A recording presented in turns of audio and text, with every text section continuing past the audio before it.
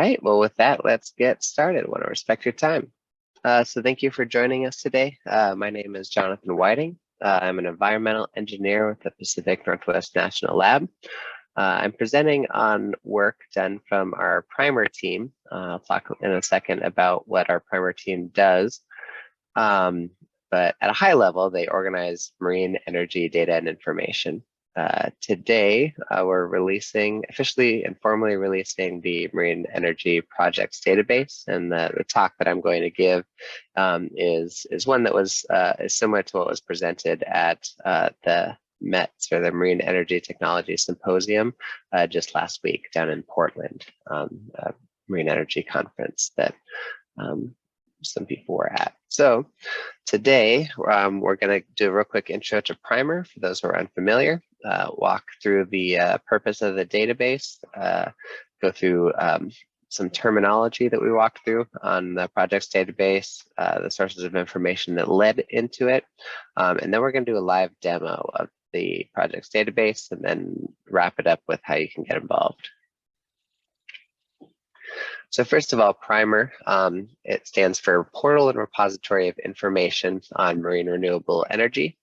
And it's the premise behind it is that marine energy is kind of a nascent industry, and as such, all the data was kind of being scattered to the wind. A lot of it was being lost, and it's very important initial information as the industry was kind of kicking off. And so the Department of Energy, U.S. Department of Energy, they've basically wanted all of the database that they have created to kind of talk to one another and be coordinated. And they wanted for there to be a holistic and well planned out kind of combination of databases that kind of cover the different types of information that could be collected. So these 7 different knowledge hubs, they host data sets, documents, software, project information, which we're going to show soon. There's testing guidance and more. And so that these 7 knowledge hubs, as we call them, kind of make up the core of PRIMRE. There's a couple of other good resources. The Marine Energy Basics, which more or less is a glossary, kind of walks through what kind of marine energy types are out there. There's an events calendar that talks about different marine energy events around the world. And there's some educational resources, some STEM resources also available.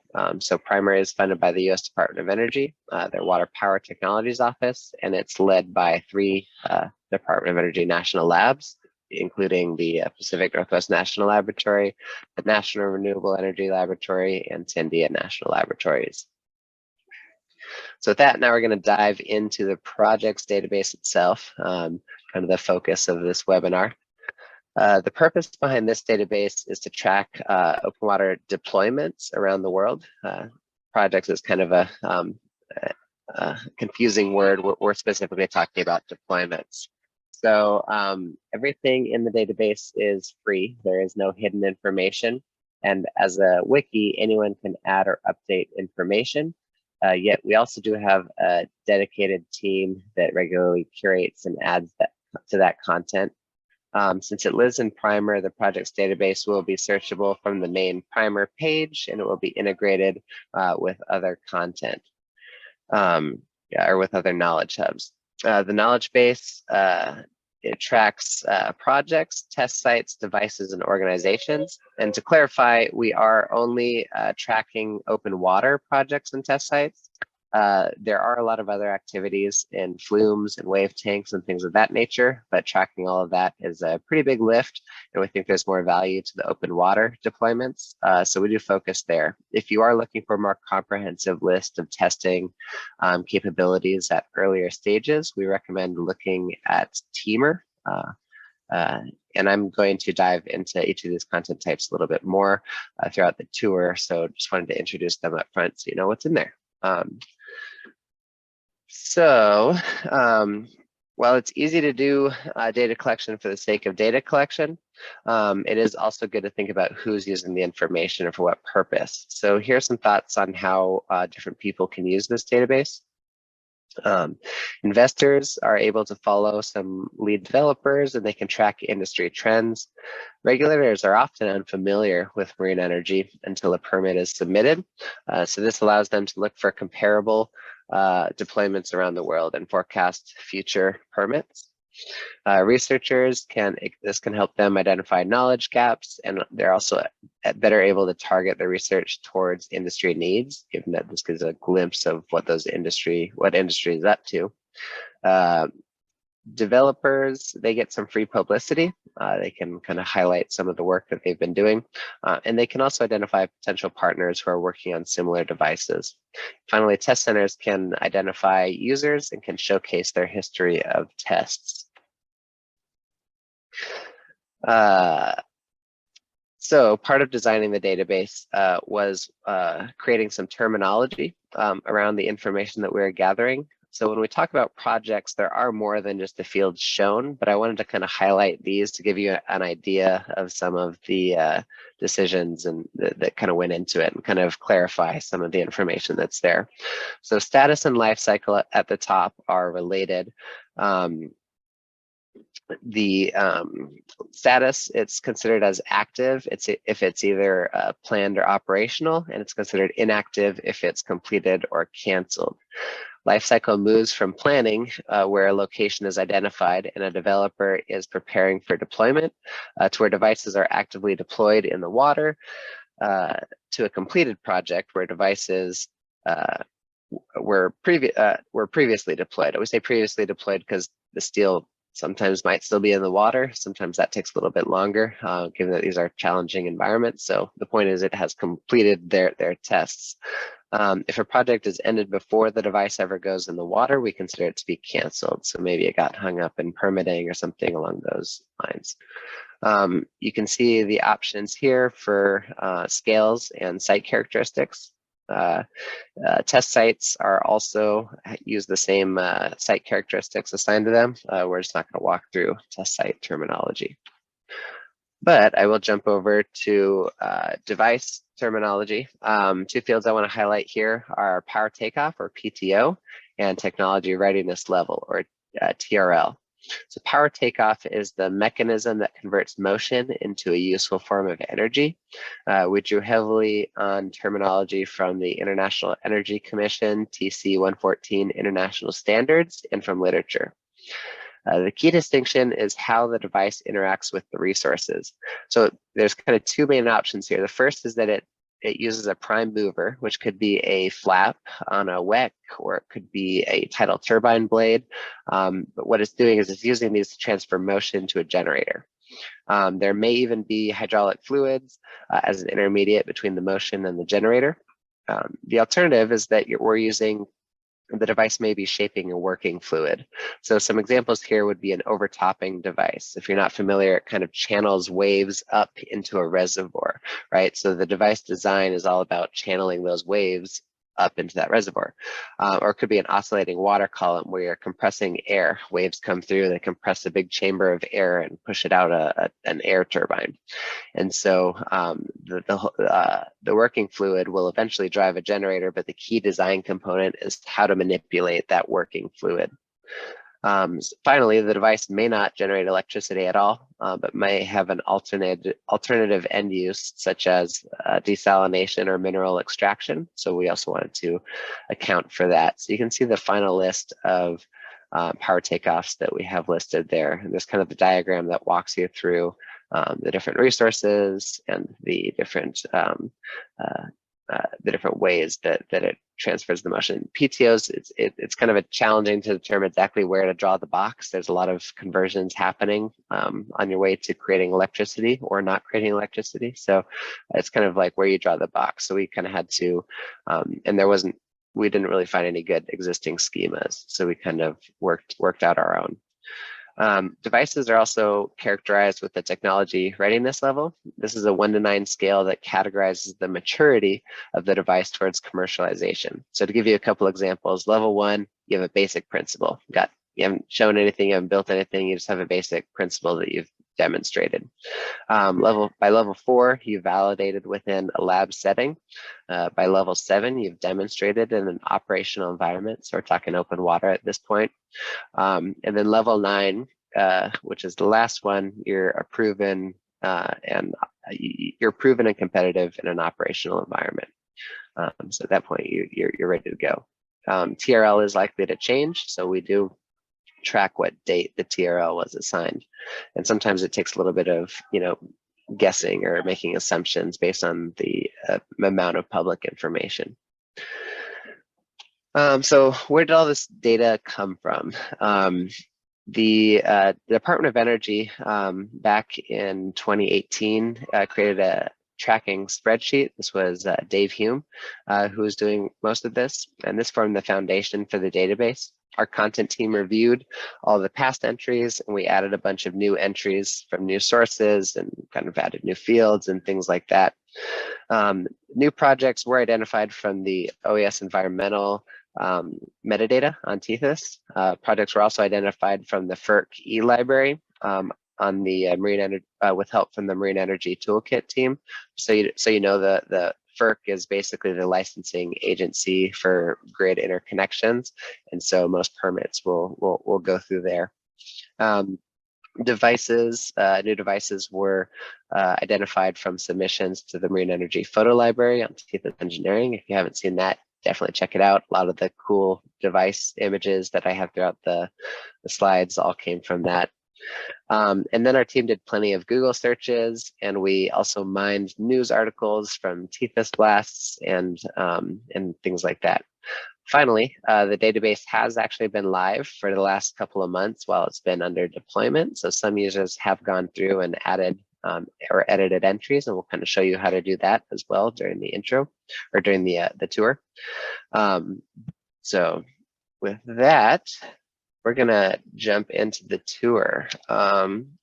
So I'm gonna start a Google so that you know how to get there. So if you go to PRIMRE.org, that's gonna take you to the PRIMRE homepage here. And you can kind of scroll around, you can see the different knowledge hubs there. You can see some photos from the library. I kind of mentioned a couple of resources such as the MRE basics and the events and some of the STEM stuff. We're going to go over here to knowledge hubs and then open up the Marine Energy Projects database. Now, this is the main page for it. It's kind of a filterable, searchable page here. So what we're going to do is just to demonstrate how this works, we're going to look just at projects. Again, this is that active, inactive that we were talking about before. We're just going to look at active projects. That means just those that are planned or in operation right now. We're going to look at some axial flow turbine, one that has an axial flow turbine. And let's see, let's jump over here. So here's a wave energy farm. I guess it didn't filter down to the axial flow turbine because this is just a device filter. But so here's an example of a 5 megawatt farm that's being planned by Willow Oy. They're a wave developer, I think out of Norway. Let's take a look. They are Finland, sorry, one of those Scandinavian countries. So they are out of Finland. And this is not actually the device. This is a planned one, as you can see. So this is not actually something that's deployed. This is a planned wave farm. And so this is actually a picture probably from when they deployed at a test center up in EMEC.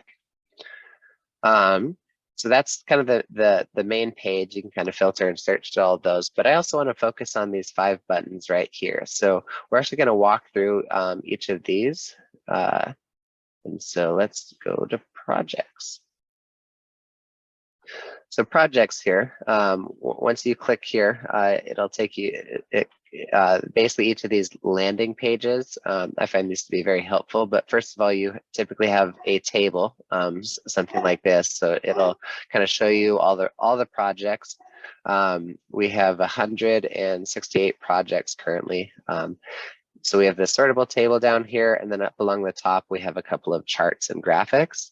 And just to make it a little bit interesting, I will kind of highlight a couple trends that we see within these charts and graphs.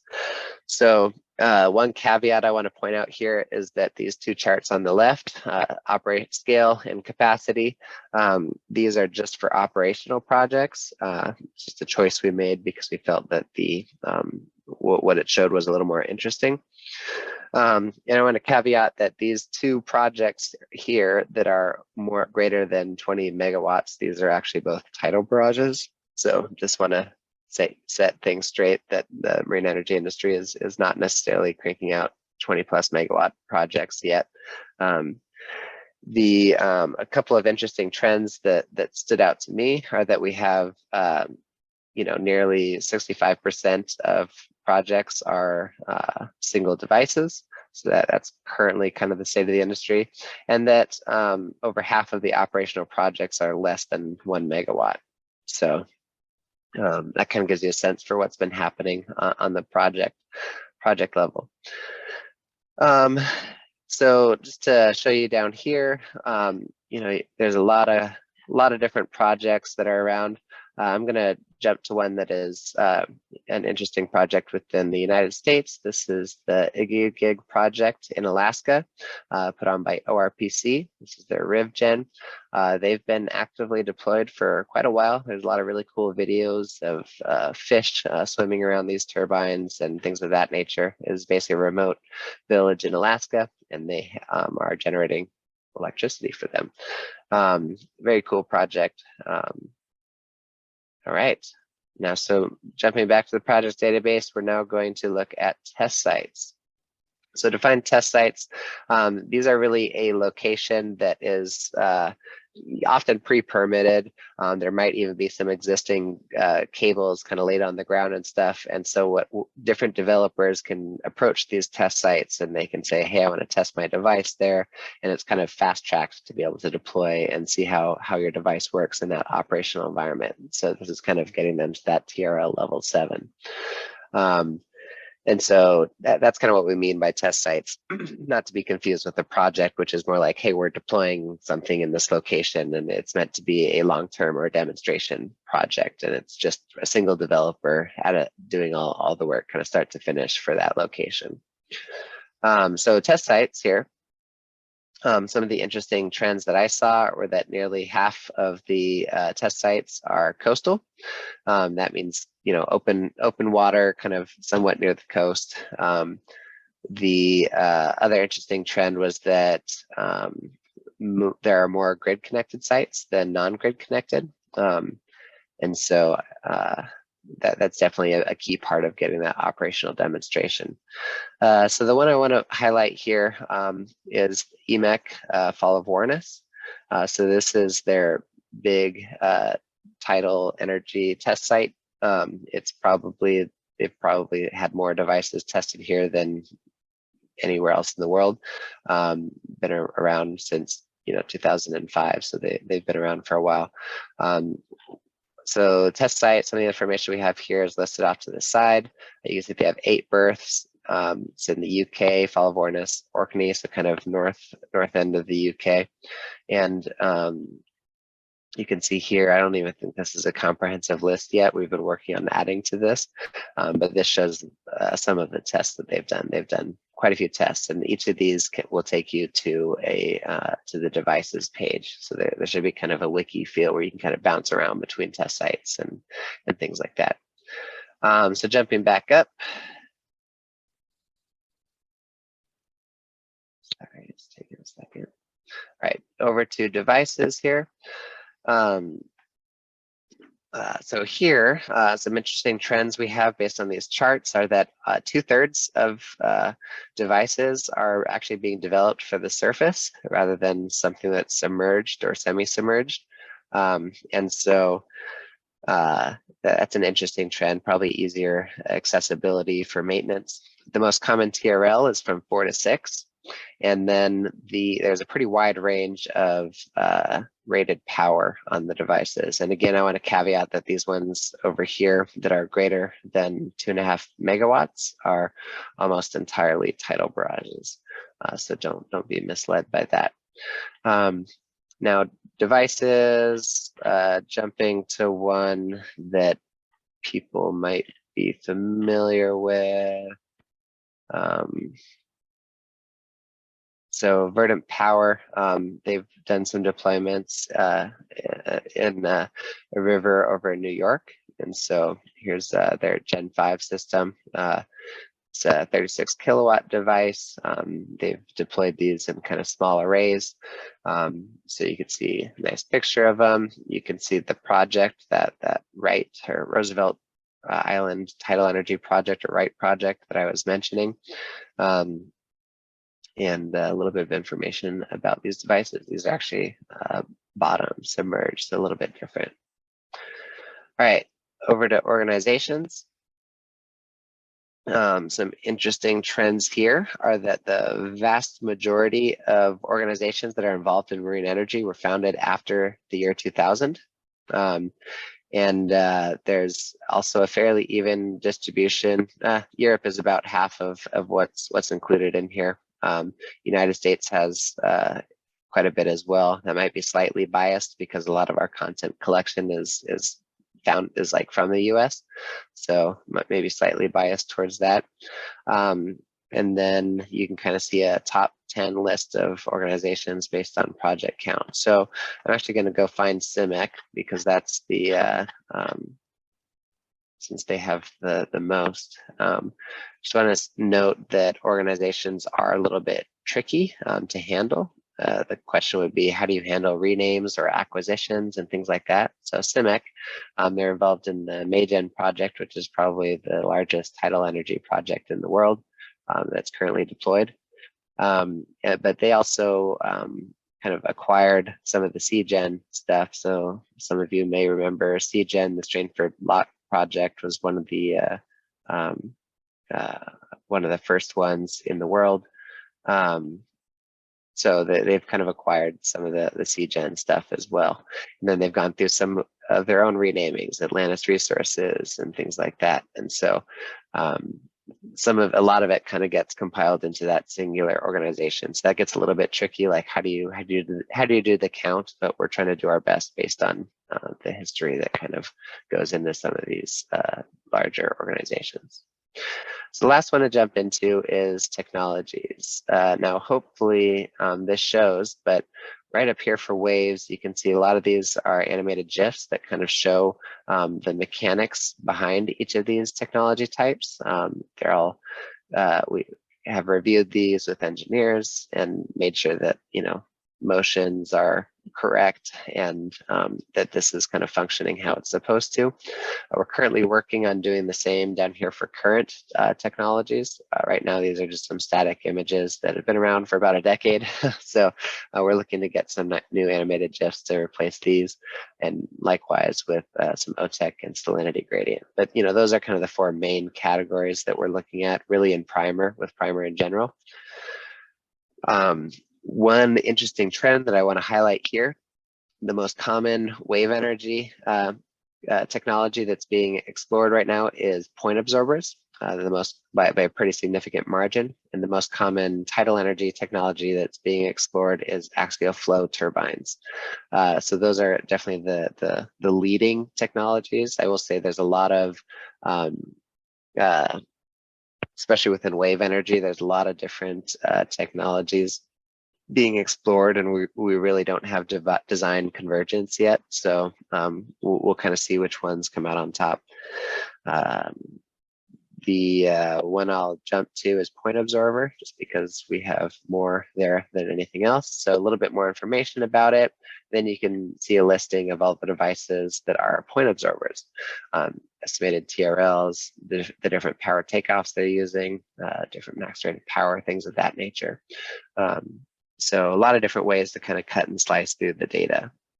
So if you're all still with me, if you're on West Coast, if you're still awake, oh, sorry, wrong one. Okay, so I just want to wrap it up real quick, so we have some time for questions at the end. I wanted to go over a couple of ways that you yourself can get involved. So first of all, if you create an account, and you can actually add or edit entries yourself, I might actually show you that in a second. I meant to do that during the tour, show you how to edit these things. But you yourself can do it. A free account, doesn't take any, it's a fairly basic form as far as editing things. If you don't feel comfortable getting into forms, you can always just email us at that email address right there. Let us know if there's any missing content or if content is incorrect, and we'll make the changes for you. Finally, there's those kind of charts and graphics we had up at the top that are interactive and kind of grow as we add content to it. If anyone has any creative ideas on some other metrics that would be interesting to show, we can certainly add more to those. So do reach out if you have any ideas. And finally, I'd encourage you to learn more and kind of explore the rest of the PRIMRE ecosystem. There's a lot of information and data here. Again, this project's database does not necessarily have the data, but it gives you a good sense of kind of what's out there and being deployed. But something like the Marine MHKDR has more of the data sets, and so there's ways to get to the data through some of the other knowledge hubs depending on what you're looking for. With that, I want to give a big shout out to the rest of the PRIMRE team. There's a lot of people involved in this project, and it takes a lot of people to manage these large databases. So big shout out and thanks to all of them. With that, I will open it up for questions. Thanks, Jonathan. So our first question is, since inception, has PRIMRE acquired any data sets from the Gulf of Guinea? From the Gulf of Guinea? Yeah. So again, data sets would be more over in MHKDR, and I'm less familiar with what they have there. If we're looking at just like deployments, locations are a little bit hard right now. So what I might do is jump Gulf of Guinea. What country is that in? Do we know?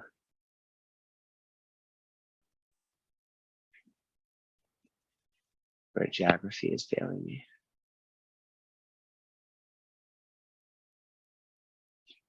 Looks like Lisa says there were some early projects planned off Ghana, but she can't remember if any of them became officially commissioned.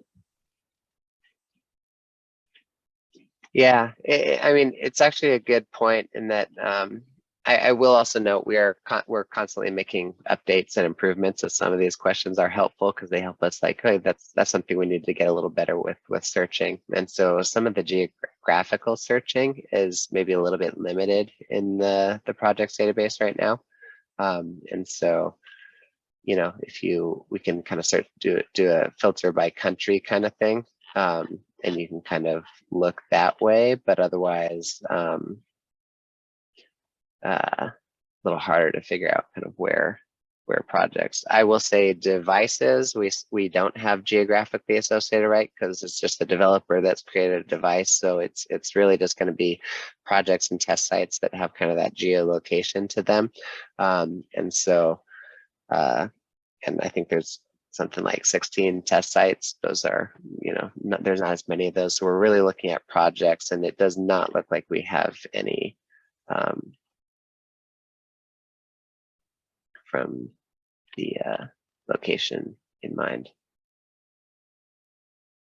the Gulf of Guinea. All right. But thank you for the question. All right, so your next question is, this person would like to know if there's any information about projects and test site locations as OES maps with shape files with points or polygons. Yeah, so again, I would say the geographic location component to this is not there as much right now. we don't draw out polygons for all of these. It's more just meant to be a pretty high level repository. So we will kind of geotag where it is located on a map, but that as far as drawing a polygon, kind of where their coverage is, we're not going into that level of detail, just because that information really isn't available for most projects. But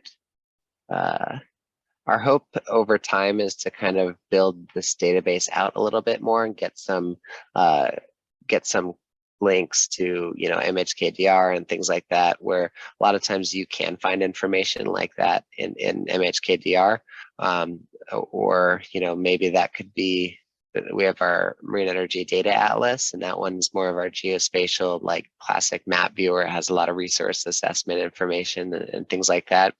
That could be a potential long-term thing, is to connect it to there and have it automatically draw a polygon for the location. And, you know, then you would get the kind of the bounds for the project right alongside of resource assessment information and things of that nature. And that the Marine Energy Atlas is more US based. However, we are building that out into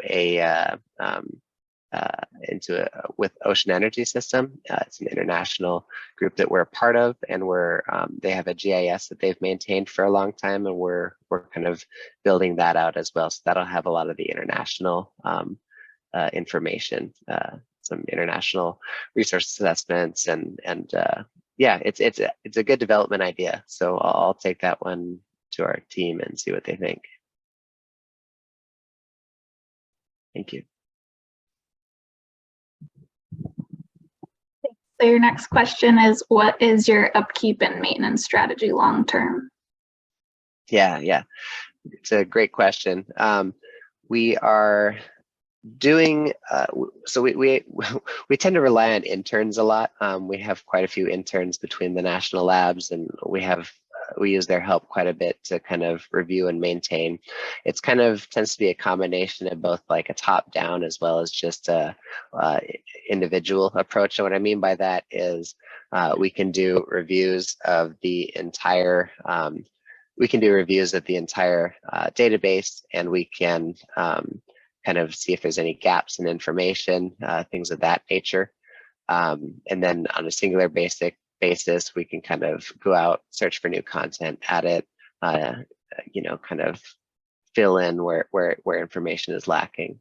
And if you were approaching it from kind of a funding perspective, I think it's the database PRIMRE is continually funded by the U.S. Department of Energy, and so we do have continued funding into the future. So our content team will be doing, you know, our best throughout the years to further improve the data and information. But it is also, again, as a wiki, it is open to the public, so everyone can go in and edit information. So if you are a device developer, or, you know, are familiar with a project or something along those lines, we would encourage you to go in and, you know, edit the information, make sure it's accurate, because you know, you having insider information is the best way to, you know, make sure things are correct. Otherwise, we're kind of scraping through public information to find what's, you know, to kind of fill this out. Thank you. Does PRIMRE pay attention to geothermal energy of the ocean as well? So I'm assuming this refers to OTEC. Yeah, a little, like, yes, there's some relevance to some of the OTEC projects. Specifically getting into that, it's not really a focus area. Within PRIMRE, kind of the four main areas we focus on would be wave, tidal, OTEC, which is ocean thermal energy conversion, and then salinity gradient. So that OTEC, you basically need a pretty significant temperature differential. So a lot of times we're kind of looking at tropics, you know, places where it's really hot on the surface, but you still got the cold water down below. We don't necessarily exclude from geotech if that geotech is occurring kind of in the ocean, as long as, you know, because you could use that to get that, you know, temperature differential that you need for OTEC. So the answer is not really, but there could be projects like that added to it. if we find any. We could even take that comment and kind of do a specific search to see if that's being explored anywhere. OTEC is a rather, well, it's been explored for a good, 40, 50 years, but it's kind of newly resurging, I would say. We're kind of taking a fresh look at it and seeing how it could be used, but there aren't a lot of projects around the world for it yet.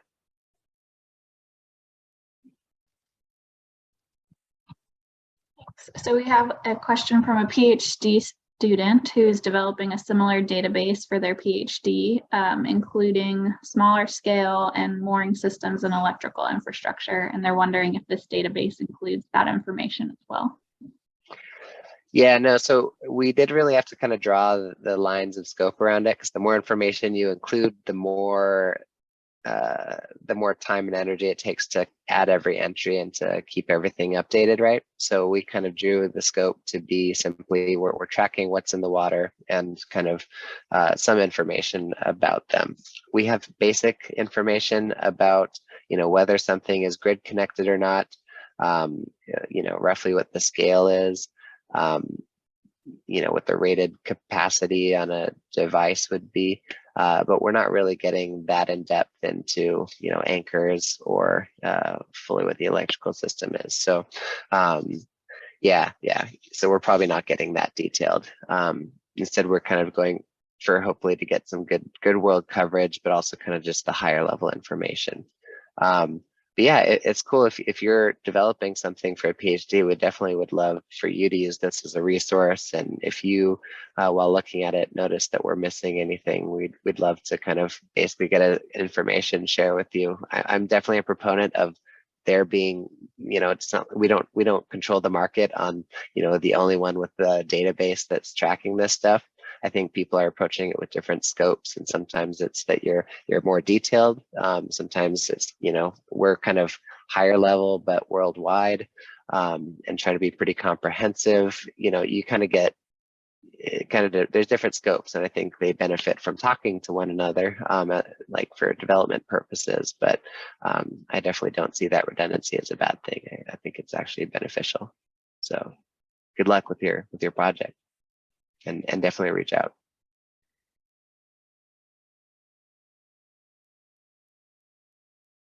All right, that's all the questions I'm seeing in the chat. So unless there are any more, I might go ahead and wrap up.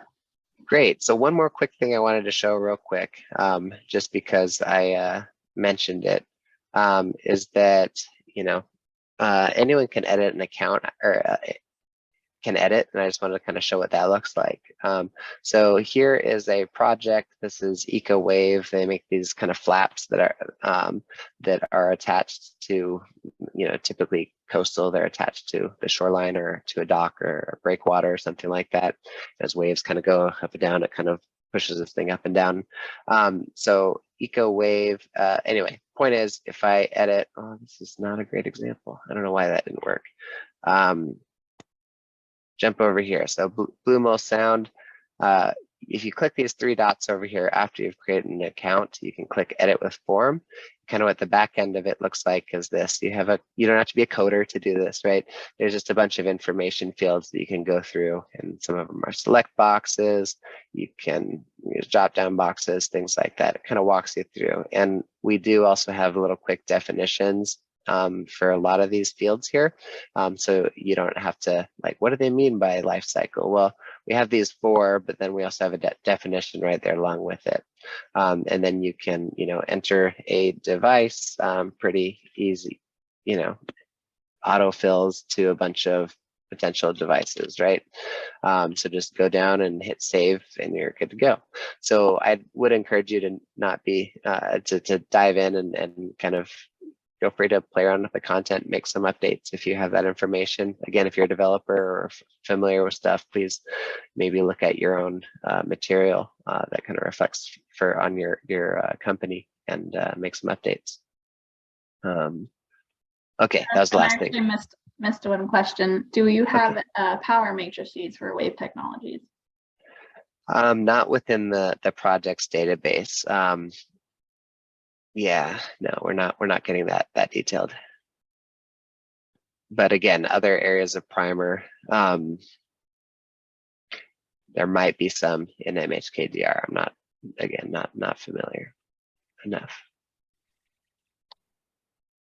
Cool. And can you I know you just edited a page, but can you do a quick demo of adding to the database? Oh, yes, thank you. Yeah. So best way to add is, depending on what you want to add, go to one of these, right? So let's say you wanted to add a new device. You're going here. There's just a button right here for add new device. You're going to start out by, entering something there. And then that name kind of becomes fixed. That's like now the location for it, so it'll and everything. But then you have all the blank fields here, and you kind of go through and you fill it out. So pretty straightforward. Then hit save, and you're good to go. Yeah. And if anything is unclear as you're walking through forms, we have tried to add these little kind of explanation, helper text kind of throughout.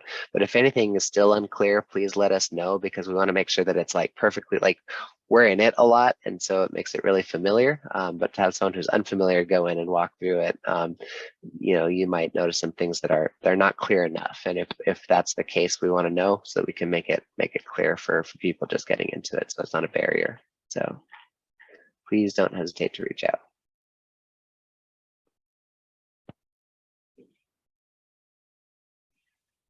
Cool. Any other questions?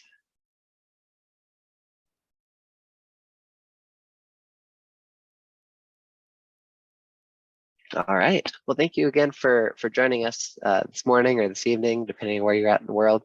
Again, encourage you to check out some of the resources on PRIMRE, including the projects database. Thank you so much for your time.